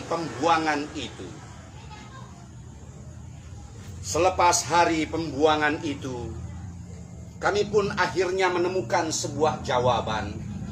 Mengapa manusia jatuh dalam hawa nafsu yang menjerumuskan? Tuhan telah putuskan, perempuan itulah asal mula manusia jatuh dalam nafsu kedagingan yang fana. Dengan kecerdikan seorang setan, ular meniupkan saksi dusta pada perempuan yang tercipta dari rusuk lelaki ini, bahwa manusia bisa menjadi Tuhan atas alam semesta. Hawa tergoda nafsu untuk mencobai kenikmatan dusta itu, dan diam-diam ia ingin juga merasakan hebatnya menjadi Tuhan. Dusta yang setan bisikan itu menjadi dusta yang digemari kemudian dan sangat mengasyikkan untuk menerus dikabarkan.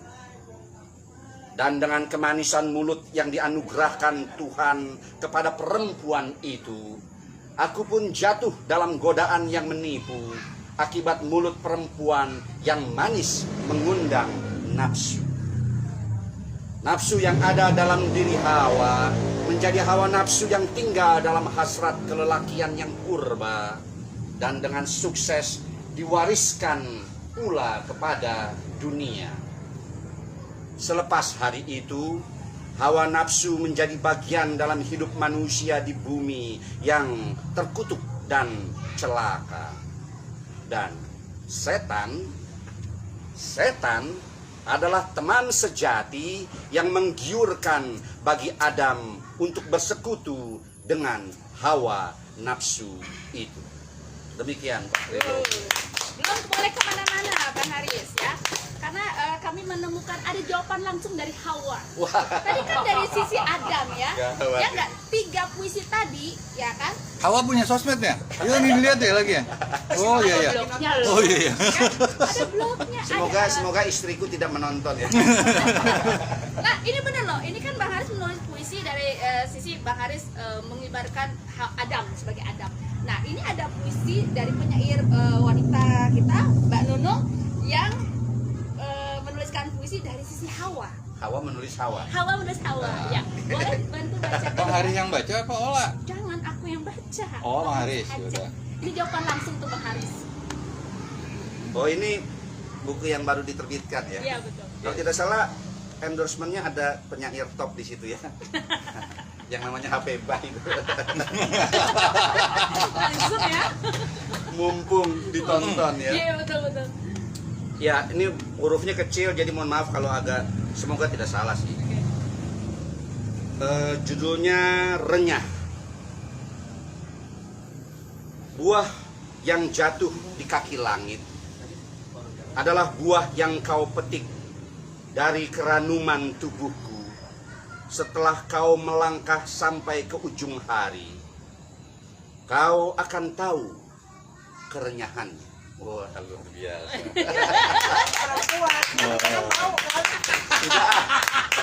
Intinya Mbak Nunung itu renyah loh Bang. Jadi sorry, malam ini tuh makin panas ya. Masalahnya jawab-jawaban nih dari penyair laki-laki dan penyair wanita berhubungan dengan Adam dan Hawa. Ya, perempuan tidak mau hanya dibilang ranum, tapi renyah. Barangkali ya. Oh iya. Nah, tadi udah Terima kasih. Terima kasih Bang Haris. Makan Firdaus, terus kita ke planting lagi di kali sungai mana tuh? Apa? Ke pelanting. Ah, ya. Jadi kita bisa teleport ya dari Paris ke ini Ini Firdaus, luar biasa loh. sekarang ke Bantar Gebang. Ya kan? Sungai. Tadi kita Bang dibawa Sungai. sama Bang Riri Satria itu menuju Paris gitu kan, udah berimajinasi, aku udah di Menara Eiffel segala macam. Terus udah gitu diseret sama Bang Haris ke Taman Firdaus. Tiba-tiba Ada ke Bali dulu. ke sungai. Oh ke Bali juga tadi, ke Oh, Bali ke Bali juga. dulu, ya. Ah. Ke Bali dulu gitu kan, cak cak cak cak cak cak, udah seru ya. Ujung-ujungnya ke planting ke sungai mana tadi? Kali mana? Pangeran Kali. Pangeran Kali Serang, Kang Sundayana. Tepuk tangan buat Kang. Kan aku nggak suruh naik. Jangan. Ini manakin dinaikin, harus Kang. tetap di sini, ini manakin. Iya. Olah sembunyi di balik Saya pohon. ngumpet di bawah Tadi boleh? kan Adam, Hawa, ini apa? Saya tanya. Ini buah apelnya. Ularnya. Ini dia yang bisikin sama nih. Ya apa-apa Dia ya. langsung aja. Nggak, sahabat Asara bener ya. Soalnya tadi itu kan, ya tadi udah ada Adam dan Hawa. Bener, kan kalau ngeliat di FB kamu main-main ular. Nah, ya betul. Bener nggak? Jadi cocok dong jadi ular malam ini. Tapi aku nggak baca puisi yang panjang-panjang dulu lah untuk kali ini. Jangan lah yang panjang, saya juga nggak mau lama-lama sama kamu. Oke ya. 5 puisi. Pendek atau 5 puisi kan? Aku aja. Kan pendek puisinya, jadi enak dong. makin kacau. Baiklah silakan, Kang Sunda. Siap. Kalau begini masih senang buat di YKSM. Bawa. Baiklah. Satu puisi aja kali ya. Baik.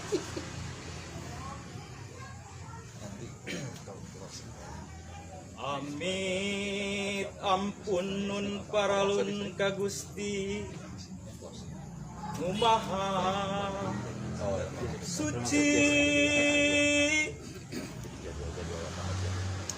kanabi anu linuhung Muhammad anu dinunjung rahmat sapaat kasuhun limpahkeun ka bumi Indonesia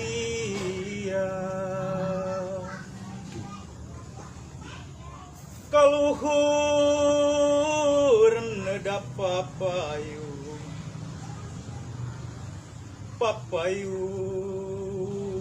maha kahandap nedap pangraksa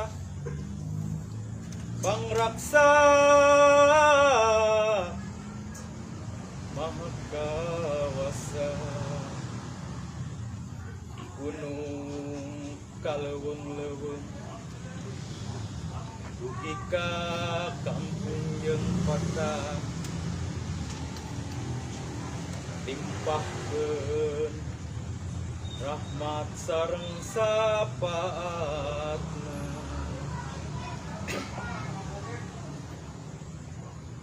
renungan. Engkau menitipkan pesan kepada angin dan air,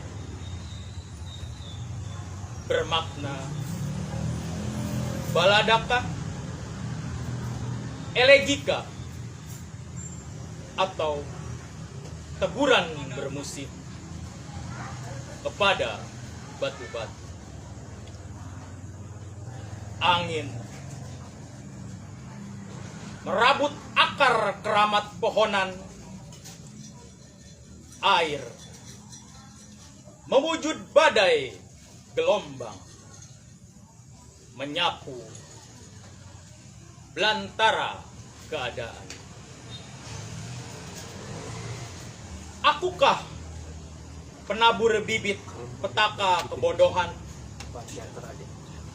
di atas lahan pemikiran, hingga pesan engkau titipkan. Jika dikata itu kebenaran, aku masih mencari jawaban. Aku masih mencari jawaban, karena engkau maha penyayang. Terima kasih. Pertanyaan saya segitu aja pendek, gimana panjangnya? Di awal tadi gue terbawa loh, seolah-olah lagi di kondangan prasmanan gitu. Berarti kalau terbawa harusnya ini dong muncul ke depan ngasih amplop dong. Ya udah, ini yang pendek lah. Ya udah, yang pendek satu lagi. Pendek lah yang dua. Oke, satu lagi setelah ini kita mendengar dari Bang Wisnu ya. Tetap Judulnya harus tampil.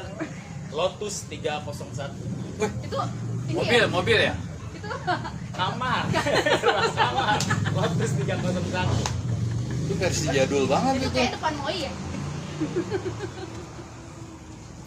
Melintasi lorong pohonan sunyi, aku disergap kekacauan asing. Gelap menyungkup pandangan, payah mencari pancaran. Tiba-tiba gerimis tipis tersangga dada dedaunan. Kekacauan kian asing tumbuh di palung kuning Pasteur 2017. Atur nuhun Kang Sunda. Sami gelis. Agak gimana gitu. Ya. Nari tortor. Nari tortor katanya. Baterainya habis, Wis. Baterai saya udah tinggal 20%. Oke, Bang Wisnu langsung ya. Kita menuju ke dunia pewayangan. Oh ya, boleh lah dunia pewayangan. Siap. Duet sama Hawanya juga boleh. Nah, Mbak Yana nih kapan Nah, itu ayo? bagus banget salah ya. Hawa. Hawa tercipta. Tadi dari dunia apa aja? Oh, dunia mistis belum ada. Dunia mistis belum ada. Dunia hitam. Saya nggak berani menjawab. Di situ udah ngeliatinnya udah. Ini temanya apa sih? Nggak ada temanya. Nggak ada Nggak pakai tema, tema. pokoknya apa saja. Bebas, bebas. Bebas merdeka. Boleh apa, boleh setan. Dari dunia wayang ya, Bang Osi ya. Nah, Ya, siap. Itu wayangnya sebelahnya. Rahwana. Oh, Rahwana. Oh, parah. Wah, cantik begini. Lanjut. Rahwana juga bisa berubah muka. Oh gitu, emang bisa menjadi wanita? Oh, lu lagi nyaru. Oke. Cintaku adalah cinta seorang Rahwana. Ada cinta Rahwana dalam hatiku, Adinda. Seperti cintanya saat ia merebut Sinta dari tangan Sri Rama. Saat raksasa itu terkesima oleh kecantikan sang dewi, seperti aku luluh di hadapanmu. Tapi tak seperti Rahwana Aku ingin memenangkan cinta Sinta. Aku ingin memenangkan hatimu, Adinda. Aku ingin Sri Rama kalah. Aku ingin laki-laki itu bertepuk lutut di hadapanku. Takkan kuperangi Jatayu, Adinda, Garuda perkasa yang menghadang Rahwana, menculik Sinta. Kan kuajak dia terbang mengawal kita, menikmati angkasa, menembus awan menuju Alengka. Takkan kubiarkan adikku Wibisana menjadi penasihat Sri Rama, Adinda. Kan kubujuk ia untuk tetap mengabdi pada Alengka. Dengan kau di sisiku, kan kubuat kerajaan ini menjadi duta kedamaian. Tak akan kuperangi Hanoman, Adinda, Panglima Kera Putih itu. Justru akan kunikahkan dia dengan cinta sejatinya, Dewi Trijata, Putri Wibisana. Akan kubuat surga untuk mereka di Alengka. Akan kubujuk Laksmana, adik Sri Rama, untuk tinggal bersamaku dengan segala keindahan dan kedamaian yang akan kuciptakan di Alengka bersamamu. Dia pasti akan tinggal bersama kita. Adinda, aku tahu Sinta mencintai Rahwana seperti engkau mencintaiku. Tak pernah kulihat Sinta menolak saat diculik. Tak pernah kudengar dia memohon untuk dikembalikan kepada Sri Rama. Adinda, tanpa Sinta dan mereka semua, apalah arti seorang Sri Rama? Akan kubuat raja titisan Batara Wisnu itu kembali ke kahyangan dengan nestapa, dengan cinta yang telah dicuri Rahwana. Adinda, cintaku kepadamu adalah cinta seorang Rahwana. Wow. Yuk. Kita akan masuk ke sesi 2, tetap bersama Bang Riri Satria. Kembali lagi ke sesi kedua bersama Bang Riri. Saya estafet dengan Bang Osi. Rehat dulu. Ya, kalau sedikit kesimpulan yang saya bisa tarik, itu begitu tingginya passionnya seorang Riri Satria, baik dalam hal kesenian ataupun hal-hal yang bersifat ilmiah, teknologi, dan edukasi tentang bisnis. Jadi dengan begitu banyaknya passionnya Bang Riri, dia interest di 3 hal besar: algoritma, bisnis juga, tapi ternyata kesastraan, puisi itu malah yang menjadi penyeimbang ya Bang ya? Iya. Di antara hal-hal itu ya? Iya, betul. Jadi demikian selarasnya justru diseimbangkan dengan passionnya di puisi dan sastra. Betul ya Bang ya? Iya, betul. Nah, sebelum kita tutup, kita mau tahu kegiatan dalam waktu dekat ini dari Bang Riri apa aja, juga dengan Jagat Sastra Milenia. Jadi mungkin sahabat-sahabat bisa tahu atau bisa mendapatkan informasi lengkap. Silakan. Ya, baik, terima kasih Ardian, terima kasih Ola. Para sahabat semua, jadi dalam waktu dekat ada beberapa kegiatan. Jadi saya berasal dari komunitas Jagat Sastra Milenia JSM. Ada saya, ada Mbak Nunung tadi.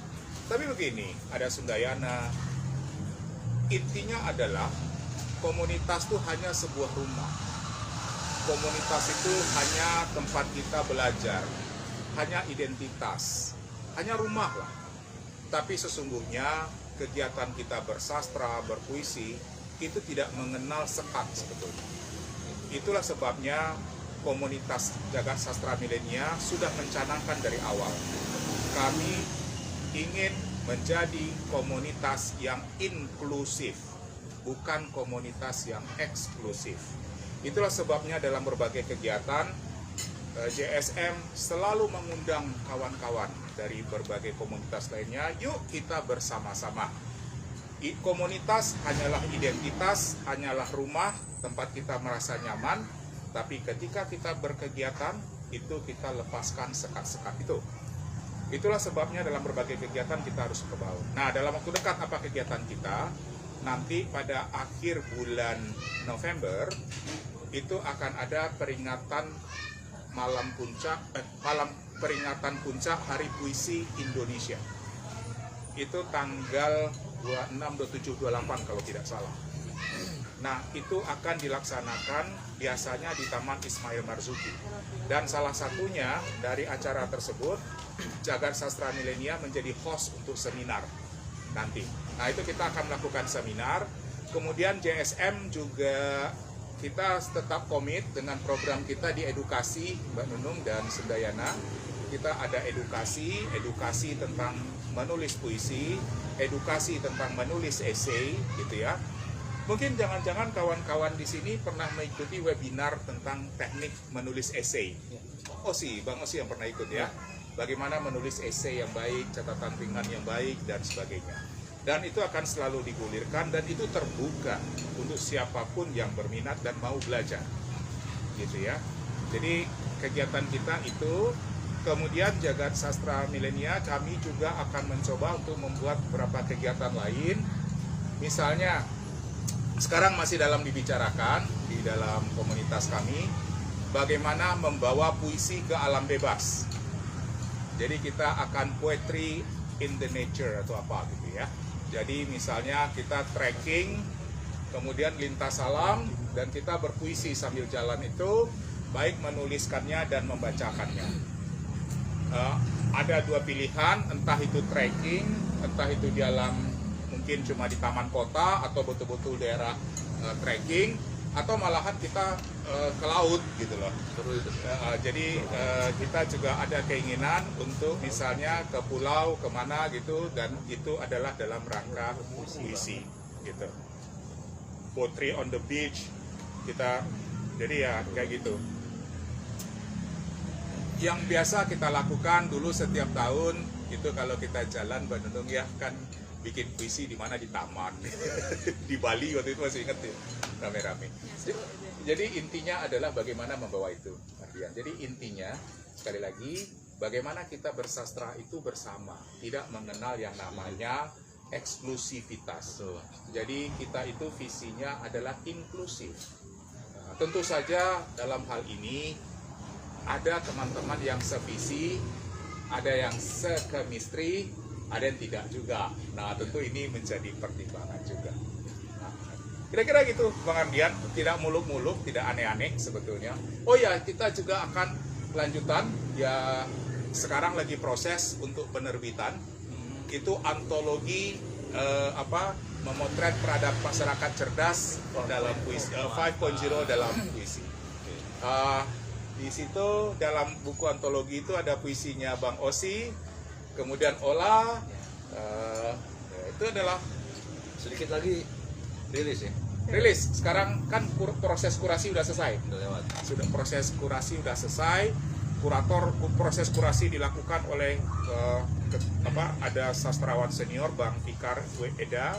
Kemudian ada juga sastrawan senior dari Makassar, Daeng Krishna Pabicara Marewa. Kemudian ada dari lingkungan internal JSM, ada Sofyan Zaid. Kemudian ada Emi yang salah satu kurator perempuan kita. Jadi 4 itu sudah melakukan kurasi gitu ya. Tetapi memang 2 kurator senior ini very strict. Keras ya. Keras ini. Kalau kurator JSM ini penuh belas kasihan. Tetapi rule-nya jelas. Untuk diterima di buku ini, maka setidaknya puisi kita disetujui oleh 3 kurator paling rendah. Jadi kalau 4 menyetujui atau 3 menyetujui, maka masuk. Tapi kalau cuma 2 menyetujui, tidak. Kecuali kalau ada rating khusus yang diberikan oleh kurator. Kalau boleh tahu Bang, 5 manusia 50 itu maksudnya apa Bang? Wah, itu satu kuliah sendiri. 2 semester lagi jangan-jangan. Dan malahan sebelum Nanti kan penasaran yang kedua ya. Enggak. Karena teknologi baru 4.0, ini udah manusianya 5.0 ini. Iya, tapi teori 5.0 itu sudah 2 tahun yang lalu. Nah, jadi sebetulnya kemarin sebelum kita merilis buku, ingin membuat buku puisi ini, kita dalam rangka HPI pun sudah melakukan webinar dan JSM motornya. Apa itu masyarakat cerdas 5.0? Habis itu setelah webinar baru dibuka, silahkan bikin puisi terkait dengan fenomena tersebut. Jadi kita sudah bahas sebetulnya manusianya kayak apa, kulturnya kayak apa, kemudian peradabannya kayak apa, teknologinya gimana, dan kemudian apa shifting yang terjadi, gitu ya, dan apa kegamangan orang sastra menghadapi itu. Setelah dikurasi ada sekitar berapa bang? Berapa puisi yang masuk? Berapa puisi yang masuk kemarin ya? Mungkin 100-an ya. Artinya puisi-puisi itu memang berkaitan dengan manusia Ya. 5.0 gitu. Iya, bagaimana menyikapi bukan manusia 5.0, bagaimana menyikapi peradaban 5.0. Nah, kalau kita bicara peradaban, ada manusianya, ada sistem sosialnya, ada budayanya, dan seterusnya. Jadi ada 3G, 4G, 5G. Jangan stuck di 3G. Jangan stuck di 3G Nanti aja naik bro. kelas. Naik kelas. Oke, Bang Riri mungkin bisa diinfokan juga websitenya aja. Iya, Oh iya, Kemarin kita- ya. Ada 2 kalau nggak salah Ya, kemarin ya. jadi kemarin kita juga launching, ada 2 website dari Jagat Sastra Milenia. Website yang pertama itu adalah jagatsastramilenia.org. Jagatsastramilenia.org ini dimaksudkan untuk mengeksekusi misi pembelajaran. Jadi untuk memasukkan karya Anda ke jagatsastramilenia.org itu ada aturan pembelajarannya nanti, tapi akan kita rilis dalam waktu dekat. Belum. Kemarin baru peluncurannya saja. Kemudian ada satu lagi, sastramedia.com. Sastramedia.com ini adalah media jurnal sastra milik Jagat Sastra Milenia yang kurasinya sangat ketat. Jadi untuk masuk ke sana itu saringannya lumayan ketat. Itu garis kerasnya ya. Garis keras. Gitu. Dan itu adalah kita menyebutnya cream of the cream dari karya. Jadi best of the best masuk sana. Dan siapa yang masuk ke sana diberikan honor. Mantap. Clear. Jagat Sastra Milenia mengatakan. Tapi kalau proses pembelajaran, ya ini oke lah, masih setengah-setengah matang, masih kita pertimbangkan. Gitu. Tuh, ada Ayo 2 opsi yang semuanya mantap menulis, ya. ayo. 2 opsi yang mantap. Jadi bisa dikirim dimotivasi ke ya. websitenya Ya. JSM. Dan nanti di situ akan ada tim redaksi. Kalau di istilahnya di jagatsastramilennia.org, maka itu ada tim redaksi yang sekaligus merangkap tim kurasi. Tetapi kalau di sastramedia.com, itu dia betul-betul tim kuratornya ada sendiri. Oh iya. Tapi redakturnya juga ada sendiri. Dan itu lumayan keras, lumayan ketat. Dan bayangkan saja yang akan kita masukkan ke sana, kalau itu levelnya esai, itu esai yang memenuhi kaidah-kaidah penulisan esai. Kalau itu puisi, yang harus lewat saringan yang begitu ketat. Kalau itu berupa puisi, sama. Jadi gitulah kira-kira. Luar biasa ya. Dikasih 2 kesempatan. Jadi kalau yang mau posting di jagatsastramilennia.org, monggo lihat websitenya. Di situ nanti akan dijelaskan mekanismenya ya bang ya. Iya. Di situ Anda bisa posting atau bisa banyak membaca karya-karya puisi dari teman-teman sahabat penyair dari Jagat Sastra Milenia. Kalau untuk yang lebih serius dan lebih garis kerasnya, sastramedia.com. Iya. Ya. Oke. Mudah-mudahan sukses dengan visi dan misi Terima baik kasih, dari Bang Bang Riri Adrian. juga Jagat Sastra Milenia Terima dengan kasih. program edukasinya. Semoga dapat semakin luas memberikan ilmu-ilmunya dan Kita wawasannya. punya impian satu lagi, mudah-mudahan terwujud tahun depan 2022, itu sekolah menulis JSM. Amin, Luar amin, biasa. amin. Mudah-mudahan terkabul bang. Mudah-mudahan baiknya akan dilancarkan. Mudah-mudahan. Amin. Langsung daftar? Ya, tunggu info-info aja, makanya lanjut. cek 2 website yang Ya. tadi ya. Ya, Pasti akan ada Info infonya di lanjutnya masih situ. ada di website tersebut. Di bawah ini ada apa? Nggak tahu. Nggak tahu. Oke, sebelum closing kita persembahkan dari siapa? Bukan. Ola namanya ya? Ola ya? Ola, iya.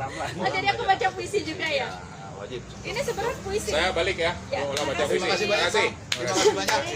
Dari atas kalian. Ini sebenarnya puisi yang menggelitik yang saya baca dari buku kumpulan puisi opera 7 Purnama karya Mbak Yuvita Sukoco, almarhum Yuvita Sukoco ya. Tapi mohon maaf karena di dalam puisi ini ada beberapa kata-kata dengan logat Minang. Jadi kalau saya pronunciation-nya salah, mohon dimaafkan terlebih dahulu ya.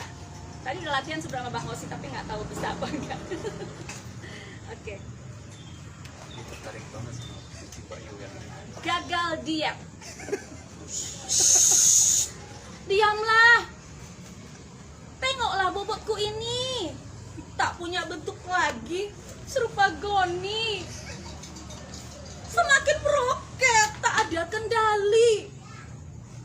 Seseorang puas lepas terbahak selebarnya dataran Sumatera, membiarkan aku tak punya daya. Lumpuh memilih ujak berkata, tidak.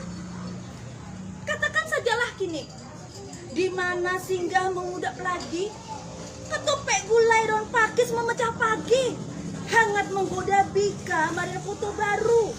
Tepu dan ketan durian lembah anai, sate dan keropok jangek mak syukur memadat membatasi ruang gerakku. Dan ini belum apa-apa. Ingin menghindarkan, tapi sulit menolak. Kau selalu saja menyuguhkan selera berbeda. Di ujung lidah dan mata imanku tergoda. Semua ada semua nikmat. Kue sangkong, lape buki, kacang apui, kipan, pintu kue, jagung bakar, kerang bumbu, sampai pisang jajan aboy, sejuk es durian, es kelapa, dan es kebak, kacang hijau, teh talua, sekutang, dan kopi pasaman tempat di saat hujan. Soto padang, kepala ikan, rendang, jariang balado, sama ikan bakar sama tempoyak. Lupakan sejenak tipu dan lemak. Urusan lain tunggu di belakang kelak. Dan kau pun semakin terbahak-bahak. Saya 30 Desember 2019. Kursus intensifnya cakep. berhasil ya. Dan Udah bagus ya. 5 menit lagi udah langsung. Orang yang terbawa itu tepat dia tunjuk. dan benar-benar terbahak-bahak. Karena saya tahu ceritanya ini tentang almarhum yang sedang berjalan-jalan ya ke Bukan, waktu itu ada acara Pasaman Poetry Festival. Oh, oke. Dan Festival puisi di Pasaman dan beliau masuk kurasi dan saya masuk, kemudian siapa lagi Romi Sastra, kemudian ada berapa masuk, kita ke Padang.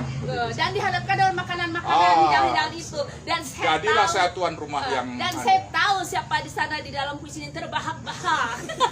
Jadi saya menunjuk orang yang Jadi tepat. penyair kalau ketemu puisi begitu ya? Ya begitu. Langsung ditulis gitu ya? Dan cocok kan yang membacakannya saya gitu. Gagal dia. Sangat gagal ya. Sama gagal diet. Jadi nggak perlu diet ya, tetap aja mau semok yang penting subur. Tapi ada satu diksi lagi Sehat. yang Apa satu tuh? diksi lagi, Ola harus hati-hati itu. Apa tuh yang mana? Gemuk seperti Goni. Dia langsung melihat saya seperti ini. Baiklah, terima kasih semua sahabat Aksara sudah mendengarkan kita dari awal sampai saat ini. Terima kasih untuk udah Riri Satria, untuk Mbak Nunung, untuk Kang Sunda, untuk JSM, untuk Abang Haris Priadipa, untuk Bang Wisnu, untuk Bang Topik, Mas Widri, Ya, Bang Topik, Mbak sama Erna. Mbak Erna, pokoknya semua yang hadir di sini. semua terima yang kasih hadir di banyak. malam ini. Juga kalian yang menyimak di sana. Iya, Jadi betul. tadi mudah-mudahan bisa memberikan wawasan, menambah manfaat dari apa yang kita Menang banyak ya ini. Menang banyak. Jangan lupa pantengin lagi. Sekali lagi terima kasih.